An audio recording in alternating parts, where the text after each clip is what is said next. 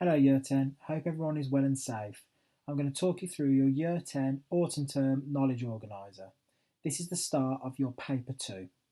What we are looking at is the socio-cultural influences and commercialisation of physical education.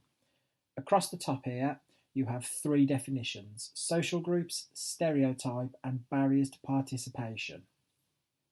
Make sure you know these, you read them and you learn them. It will make your lives a lot easier. There are five social groups that you need to know. The first one is gender.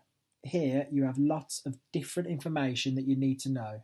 Make sure you read through this and you are able to give lots of examples. So you can talk about how male football is all over the TV, yet we don't see much female football.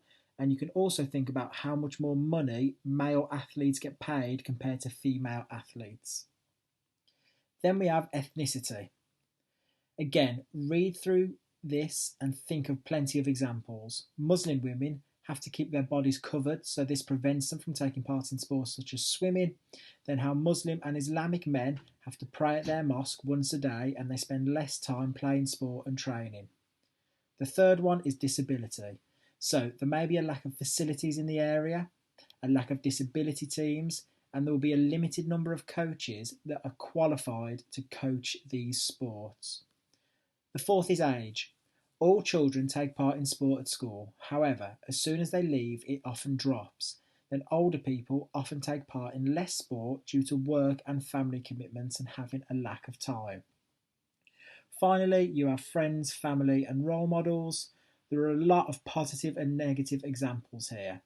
A good way to use all of this information is through a discussion with someone at home. Talk about all of the different factors and why this may be a barrier to certain groups and ways that they can be overcome. Next page, we have the relationship between sport, sponsorship, and the media. The first part talks about media, sponsorship, the sport team performer, and you have spectators. This gives an example of each. Below is the 5 ways that technology is used in sport and the impact that it has on commercialisation. Think of VAR in football and Hawkeye in tennis. Think about the positives and negatives. This goes on over here. Positives and negatives for how commercialisation affects the performer, sport and spectators.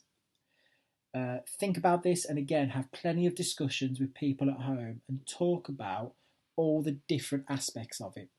Keep safe, Year 10, and we are all looking forward to seeing you soon. Take care.